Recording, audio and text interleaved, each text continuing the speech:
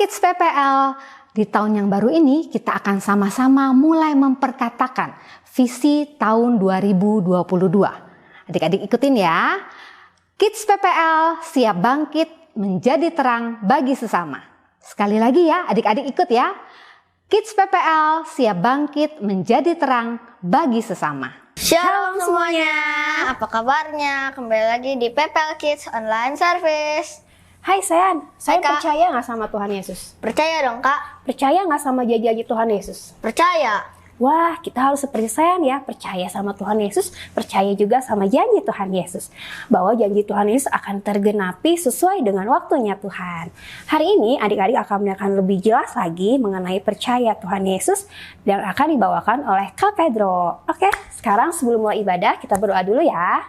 Lipat tangan, tutup mata, mari kita berdoa. Tuhan Yesus, terima kasih hari ini kami dapat bersama-sama kembali beribadah online. Tuhan Yesus yang sertai kami dari awal, pertengahan hingga akhir ibadah online hari ini. Terima kasih Tuhan Yesus, dalam nama Tuhan Yesus, haleluya, amin. Oke, selamat beribadah semuanya. Bye. Bye-bye.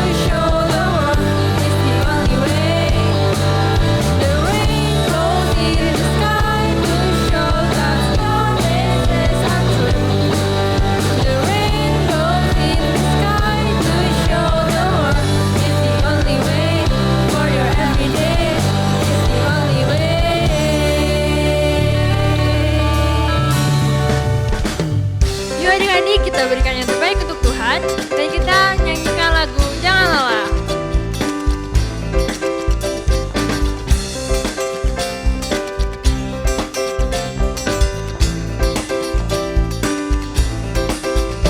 Jangan lelah bekerja di ladangnya Tuhan, Roh Kudus yang beri kekuatan, yang mengajar dan menopang. Jangan lelah bekerja bersamamu Tuhan, yang selalu mencukupkan akan segalanya. Katakan tanah bergelombang, timbullah tanah yang berlubang, menjadi siap dibangun di atas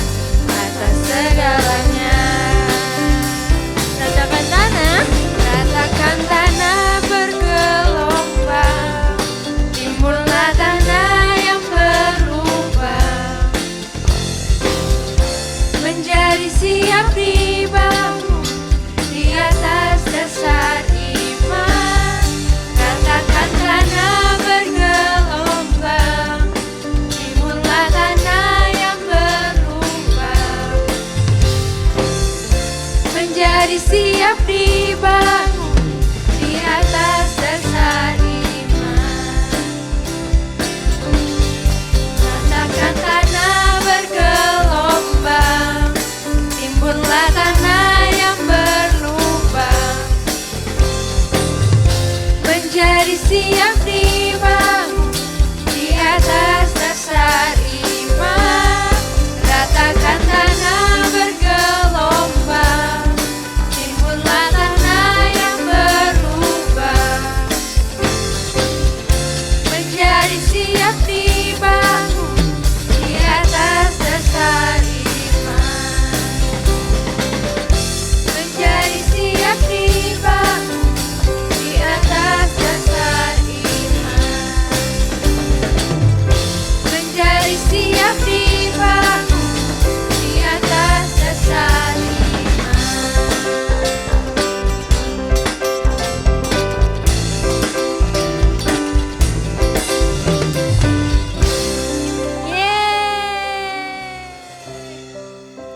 Adik-adik, mari kita siapkan hati kita. Kita mau menyembah Tuhan dengan lebih sungguh-sungguh lagi.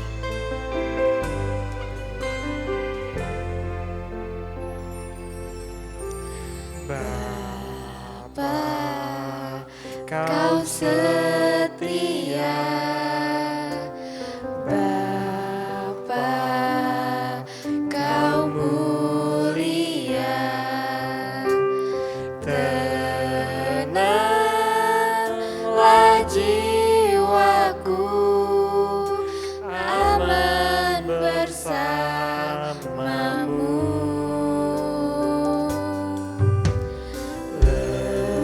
Lebih dari harta, Kaulah segalanya. Tenanglah jiwaku dalam hadirat-Mu. Kau tunjukkan kasih setiamu. Kau menyediakan yang ku perlu. Kau setia, Kau mulia, dulu, sekarang, dan selamanya. Kau tunjukkan kasih setia.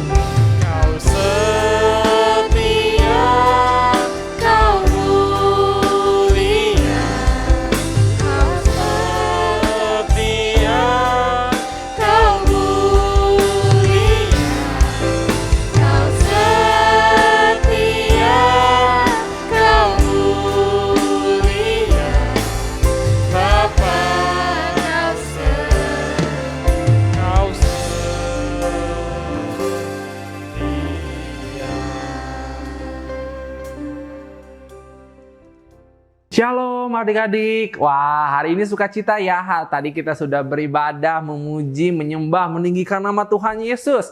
Hari ini Kakak Pedro mau membagikan sedikit dari kebenaran firman Tuhan. Nah, sebelum itu mari kita berdoa dulu ya. Yuk lipat tangannya, tutup matanya. Bapa di dalam surga, terima kasih atas kebaikan Tuhan hari ini. Kami masih bisa beribadah, menyenangkan hati Tuhan. Tuhan Yesus, sebentar kami mendengarkan firman Tuhan. Tuhan Yesus berkati supaya adik-adik di rumah bisa mengerti apa yang hamba-Mu sampaikan kepada adik-adik. Kami siap mendengarkan firman Tuhan. Sama-sama katakan amin. Oke adik-adik, hari ini kita akan belajar tentang trusting God, mempercayai Tuhan Yesus gitu ya. Nah, kita belajar dari dua tokoh nih adik-adik. Yang pertama ada Abram, yang kedua ada Samuel. Nah, adik-adik buka ya di Kejadian 14 ayat 1 katanya begini.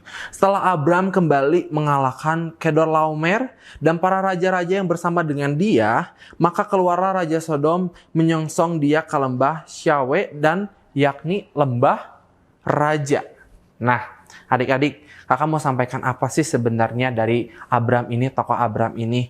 Nah, adik-adik tahu nggak sih Abram ini sebelumnya itu sudah berperang nih melawan Raja Kedorlaomer dan raja-raja yang bersekutu dengan dia. Sungguh luar biasa ya penyertaan Tuhan. Dia berhasil mengalahkan raja-raja yang besar, raja-raja yang kuat, gitu ya. Kenapa sih sebenarnya kakak mau bahas tokoh ini, Abram ini gitu ya? Karena ini sangat menginspirasi kakak dan mungkin nanti bisa memberkati adik-adik juga ya, supaya bisa memahami trusting God itu apa sih, mempercayai Tuhan itu apa sih sebenarnya gitu ya. Nah, pada saat itu Abram itu berperang dan berhasil mengalahkan. Nah, ketika berhasil mengalahkan, akhirnya Abram ingin diberikan sebuah hadiah, ingin diberikan sebuah berkat gitu ya. Nah, pada saat itu Abram tidak mau mengambil. Adik-adik buka di Kejadian 14 ayat 1 sampai 23, nanti adik-adik baca ya. Di ayat 23-nya bilang begini katanya, "Aku tidak akan mengambil apa-apa dari kepunyaanmu itu, sepotong benang atau tali kusut pun tidak, supaya engkau jangan berkata, aku telah membuat Abram menjadi kaya." Nah, maksudnya apa sih dari ayat ini gitu ya? Abram tidak mau apa yang sudah dia kerjakan, apa yang sudah dia lakukan, itu dibalas untuk dia. Tetapi Abram ingin supaya apa? Apa yang jadi persembahan untuk dia persembahkan untuk Tuhan yang sudah menyertai Abram. Nah, pada saat itu di Kejadian 15 ayat 1 bilang kayak gini Tuhan katanya, "Kemudian datanglah firman Tuhan kepada Abram dalam suatu penglihatan. Janganlah takut, Abram, akulah perisaimu, upahmu akan sangat besar." Wow, Tuhan menjanjikan upah yang sangat besar kepada Abram. Tetapi Abram meragukan satu hal adik-adik. Katanya di ayat keduanya bilang begini, Abram menjawab, "Ya Tuhan Allah, apakah yang akan engkau berikan kepadaku? Karena aku akan meninggal dengan tidak mempunyai anak." Sampai situ dulu adik-adik. Tidak mempunyai anak. Berarti Abram mengharapkan seorang keturunan. Lalu kita lanjutkan. "Dan yang akan mewarisi rumahku ialah Eliezer, orang Damsyik itu." Nah, di situ Abram berharap kepada Tuhan bahwa dia menginginkan seorang keturunan supaya bisa mewarisi apa yang Abram punya selama ini. Apa yang sudah Abram hasilkan supaya bisa diwariskan kepada anaknya sendiri gitu ya. Berarti tidak orang lain gitu yang memilikinya. Yaitu siapa? Eliezer. Terus kata Abram di ayat ketiganya begini, "Engkau tidak akan memberikan kepadaku keturunan, sehingga seorang hambaku nanti menjadi ahli warisku." Nah, di sini Abram tidak mempercayai kuasa Tuhan. Tuhan di situ tidak langsung diam. Tuhan langsung menjawab di ayat keempat katanya begini, "Tetapi datanglah firman Tuhan kepadanya demikian, orang ini tidak akan menjadi ahli waris." Siapa orang ini? Eliezer. Katanya, "Melainkan anak kandungmu." Nah, Tuhan udah bilang, anak kandungmu. Sedangkan Abram di situ bilang kalau dia akan mati, dia akan meninggal, dia akan meninggalkan dunia ini adik-adik.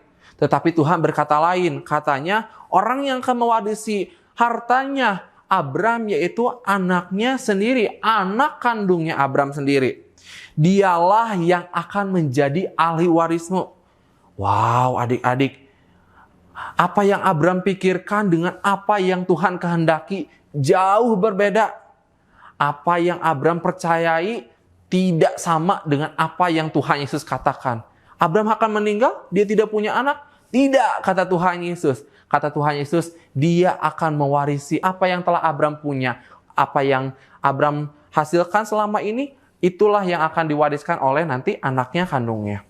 Lalu Tuhan membawa Abraham keluar. Di ayat kelimanya bilang kayak begini. Lalu Tuhan membawa Abraham keluar serta berfirman, coba lihat ke langit. Kita coba ya lihat ke langit. Coba adik-adik bayangkan ketika di malam hari, kata Tuhan Yesus, lihat ke langit. Wah, dilihat nih sama Abraham. Lalu kata Tuhan, hitunglah bintang-bintang. Jika engkau dapat menghitungkan, maka firman-Nya kepada Abraham bilang begini, demikianlah banyaknya nanti keturunanmu. Wow, adik-adik, Tuhan gak kasih satu, Tuhan gak kasih dua, tapi gak bisa kehitung keturunan Abraham. Luar biasa gak Tuhan kita? Wow, kita belajar dari Abraham gitu ya. Kalau kita mempercayai Tuhan Yesus, kita gak boleh setengah-setengah. Kita lagi kondisi susah, kita gak boleh setengah-setengah. Aduh Tuhan, aku susah. Aduh Tuhan, kayaknya aku gak bisa deh seperti ini. Tapi Tuhan, kalau kita mempercayai Tuhan, Tuhan pasti akan menggenapi firman-Nya. Dia akan menggenapi janjinya dan Dia tidak akan memberikan yang setengah-setengah atau mungkin yang sedikit-sedikit. Tapi Tuhan Yesus pasti memberikan yang terbaik, adik-adik. Nah, pada saat itu apakah Abraham hanya mempercayai omongan gitu ya? Ya udah, Tuhan Yesus nanti ya aku percaya gitu ya, tanpa melakukan sesuatu? Enggak. Tetapi Abraham melakukan apa yang Tuhan kehendaki. Kata Tuhan di Kejadian 15 ayat 9 katanya begini. Firman Tuhan kepadanya, ambillah bagiku seekor lembu betina berumur 3 tahun, seekor kambing betina berumur 3 tahun, seekor domba jantan berumur 3 tahun, seekor burung tekukur dan seekor anak burung merpati. Nah, pada saat itu Abraham menyiapkan persembahan yang untuk disiapkan untuk Tuhan. Tuhan Yesus katanya, inilah persembahanku. Tuhan Yesus katanya, inilah persembahanku. Dia jaga itu persembahan supaya tidak dimakan, tidak diganggu oleh orang lain gitu ya. Nah, pada saat persembahannya sudah diberikan kepada Tuhan, akhirnya Tuhan bilang begini di Kejadian 15 ayat 13. Katanya begini. Firman Tuhan kepada Abraham, ketahuilah dengan sesungguhnya bahwa keturunanmu akan menjadi orang asing dalam suatu negeri yang bukan kepunyaan mereka, dan bahwa mereka akan diperbudak dan dianiaya 400 tahun lamanya. Kalau adik-adik jadi Abraham, sedih nggak? Anaknya diperbudak, anaknya di negeri asing gitu ya, tidak dekat dengan orang tua gitu ya, susah gitu ya kehidupannya gitu ya. Tetapi Abraham terima karena apa? Dia percaya kalau Tuhan yang memberikan petunjuk jalan, berarti itulah yang terbaik buat anak-anaknya, buat Abraham sendiri dan buat semua orang yang mempercayai Tuhan Yesus. Oke, itu aja yang kakak bisa bagikan. Tuhan Yesus berkati adik-adik semua. Mari kita tutup dalam doa ya adik-adik. Tuhan Yesus, terima kasih hamba-Mu sudah membagikan firman Tuhan mengenai trusting God, mempercayai Tuhan Yesus. Tuhan Yesus berkati supaya anak-anak di rumah Tuhan Yesus jamahi supaya lebih mengerti firman Tuhan mengenai percaya kepada Tuhan Yesus. Hamba-Mu berterima kasih buat hari yang indah yang telah Tuhan Yesus sediakan buat kami semua. Hamba-Mu selesai, Tuhan Yesus perbantukan supaya adik-adik bisa mengerti. Di dalam nama Tuhan Yesus, haleluya, amin. Oke adik-adik, sampai ketemu ya di kesempatan yang selanjutnya. Dadah, see you, God bless you. Adik-adik, ayat hafalan kita hari ini diambil dari Amsal 3 ayat 5. Percayalah kepada Tuhan dengan segenap hatimu dan janganlah bersandar kepada pengertianmu sendiri. Sekali lagi ya, Kak Lisa ulangi ya. Amsal 3 ayat 5. Percayalah kepada Tuhan dengan segenap hatimu dan janganlah bersandar kepada pengertianmu sendiri. Kirimkan video ayat hafalan ini kepada kakak-kakak sekolah minggumu ya. Sampai jumpa, happy Sunday. Welcome back kids in Bible Science. Kali ini Profesor ditemani oleh Saya Sean Benjamin Susanto. Halo. Hai. Nah, Profesor mau menjelaskan tentang tema kita kali ini, yaitu tentang trusting God. Percaya kepada Tuhan lewat percobaan kali ini. Siap adik-adik? Nah, bahan yang harus disiapkan adalah Balon. Dan lilin. Nah, apa yang akan Profesor lakukan ya? Adik-adik simak terus ya.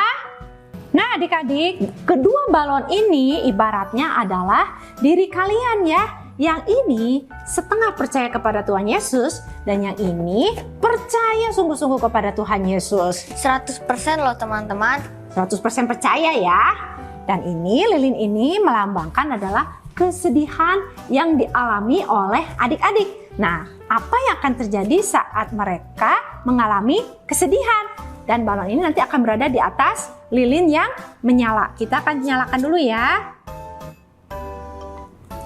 Nah, lilinnya sudah menyala. Adik-adik kita coba dulu dari yang setengah percaya. Apa yang akan terjadi saat dia mengalami kesedihan? Siap ya? 1, 2.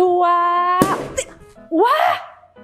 Ternyata dia tidak bisa menghadapi kesedihannya. Dia kehilangan sukacitanya. Seperti balon tadi yang meledak. Nah, sekarang kita coba yang berikutnya, yang kedua ya. Balon yang sungguh-sungguh percaya kepada Tuhan Yesus. Kakak nyalain lagi ya. Nah, apakah balon ini akan meledak atau meletus seperti balon yang pertama? Kita coba ya. 1, 2, 3. Wah, ternyata nggak meletus ya teman-teman. Iya, kita hitung ya. 1, 2, 3, 4, 5, 6, 7, 8, 9, 10. Wah, ternyata balon ini tidak meledak.